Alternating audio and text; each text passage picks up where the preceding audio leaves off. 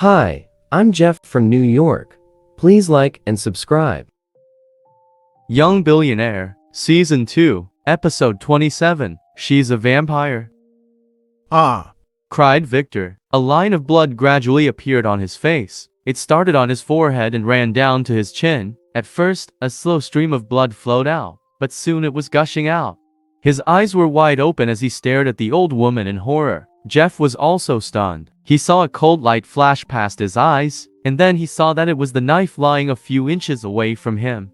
It was still dripping blood. Then, to his horror, he watched the old woman kneel on the ground and press her head against Victor's head. He watched her start to suck blood from the corpse's head. The sound of her sucking was terrifying. Jeff was rigid with fear, watching the scene in front of him. He didn't dare to move, afraid that the old woman would stab him if he turned his back. A minute later, she raised her head. She used her finger to wipe the blood away from her lips and murmured, "It tastes pretty good." Those words caused Jeff's hair to stand on end, while his heart was in overdrive. "You," the old woman said as she looked at Jeff. I just watched her kill someone and drink his blood. He thought, I'm sure she'll kill me next, while I'm standing up, and she's still on the ground. I've got to use my advantage to hurt her if I can. It's my only chance to escape. His heart trembled as he raised his leg and kicked her as hard as he could. But before he could get to the door, his legs went limp and he sat on the ground. Suddenly, he heard a clank. He looked up to see that the kitchen knife that had killed Victor was now impaled in the side kitchen cabinet. A few inches from his face, warm blood from the knife dripped onto his arm. The old woman was standing over him. She said, "Seeing that you saved my life just now, I'll let you live. Now we're even." There was mockery in her eyes. She seemed to be laughing at him for thinking he could beat her. Jeff could hardly believe what he was hearing. Her voice had changed. She no longer had the frail voice of an elderly woman, but the strong, strident voice of someone decades younger. Her eyes had also become focused and sparkling. The woman went to the open window. Did she come in through the window? Jeff wondered as he noticed that the glass was broken. What is she going to do now? Is she really going to jump out of the window? But we're on the second floor. Unbelievably, it did look like she was intent on jumping out of the window. So Jeff shouted, Stop! But the old woman was gone. Jeff ran to the window and looked out. He was dumbfounded. The woman hadn't fallen to the ground as he had feared. Instead, she seemed to be floating down like an action movie superhero. She landed on the main street of the side of the road, took a few steps, and then disappeared. Jeff continued looking down in a daze. He just couldn't comprehend what he had just seen or believed that it was real. When he came back to his senses, looked at Granger lying on the floor. The blood on its head had already dried up, and there was no new blood flowing out. It was as if the old woman had sucked it dry. He walked around the body and out of the kitchen. Jeff? Ariel had walked back into the house. When she saw him, she walked up to him quickly to check if he was injured. What about Victor? Ariel asked anxiously. Dead. Jeff said as he looked toward the kitchen. Dead? Surprised, Ariel walked slowly to the kitchen door. When she opened it, she saw Victor lying on the floor. What happened? She asked, trying to suppress her disgust. Then she thought, Victor Doom was one of the leaders of the Shadow Reapers. When they find out what's happened, they'll kill us all. She said. We have to get away quickly, before the Shadow Reapers people come looking for us. She held Jeff's hand and tried to pull him to the door. Jeff pulled her back and replied, Ariel, don't worry. His death was nothing to do with you. Trust me, I care of it. In an anguished voice, she said. Oh, why don't you understand? He's one of the main guys from the Shadow Reapers. When they find out, they will kill us. Don't you understand?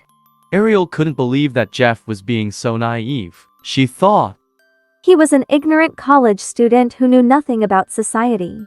Jeff held Ariel's shoulder and said calmly, Listen to me. I know you don't believe me, but please trust that every word I'm saying right now is true.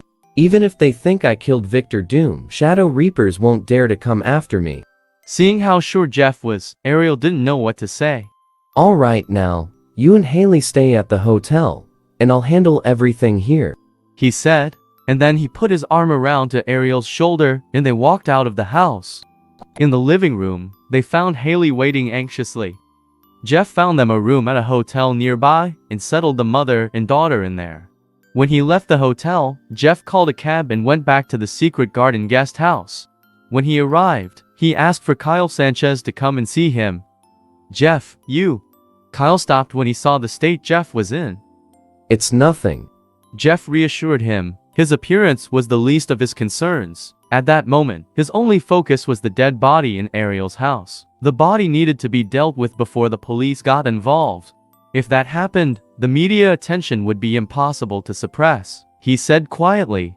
In Manhattan subdivision, Bayview Street, house number 9-3, there's a dead body in the kitchen. The body is Victor Doom, one of the leaders of the Shadow Reapers. Send someone to deal with it immediately. Yes, sir. Kyle was frightened when he heard what he had said. He wasn't scared of the Shadow Reapers, but of the impact that this could have on Jeff. He was terrified to think of the danger that Jeff was now in.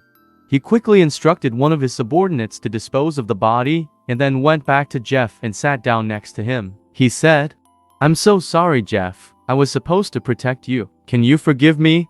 Forget it. It's fine. Jeff reassured him. No one could have predicted what had happened tonight. Even if he had been killed, it wouldn't have been Kyle's fault. Finally, Kyle stood up and Jeff asked him, I know the man who was killed was one of the leaders of the Shadow Reapers. Is handling it going to be a problem? Kyle replied confidently. The Shadow Reapers has only just been formed. It was only because we managed to eradicate the Dragon Gang society that the Shadow Reapers rose to prominence in comparison. Annihilating these amateurs will be easy. Kyle didn't seem concerned at all. Since they've caused these problems, how about we completely eradicate them? Kyle suggested. Not for now. Let's just wait until this matter is settled first. Jeff said after thinking for a while. An hour later, Kyle went to see Jeff with the news. The situation has been dealt with, and our people have also eliminated any surveillance on you. According to our intelligence department, Victor Doom has no relatives, so no one will report him missing to the police. And the only people who will notice his absence are the people from the Shadow Reapers. If we hear any more news about this, we'll deal with it immediately.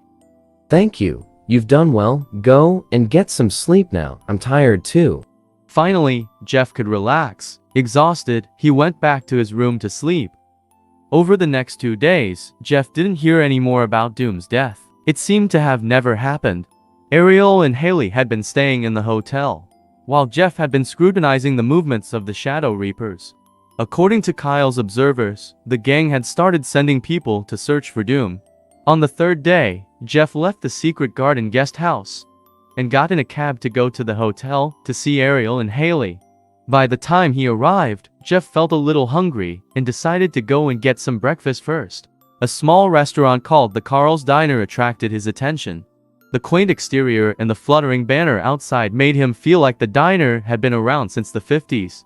Business in the diner seemed to be pretty good. It was almost full. He ordered a bowl of beef soup and took a seated booth in the corner. Out of the blue, the customer in the next booth said, "So beautiful.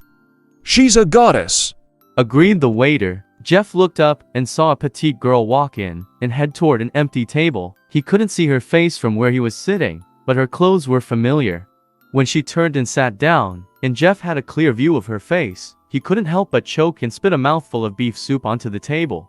The beautiful young lady was only around 16 years old, and she had exquisite dark eyes under long, curved eyelashes. Her cheeks were pink, her lips were thin and tender, and she had her silky hair tied back in a bun. Jeff couldn't believe what he saw. This woman was wearing the same clothes as the old lady who had killed Victor Doom at Ariel's home 3 days ago. He knew it was the same woman. He lowered his head to drink the soup. He was very nervous, but he was also confused. He had witnessed her killing someone and knew that she had abilities way beyond those of normal people. What if she wanted to silence him? Also, how had she turned from a very elderly lady into a beautiful adolescent? Then the girl noticed Jeff sitting in the corner booth, and a trace of a smile appeared on her face. Jeff froze, but she only glanced at him once before looking away. She called out to the waiter. "Why hasn't my beef soup arrived yet?" Her voice no longer sounded like that of an old woman, but was the voice of a teenage girl. It was also very calm and very cold.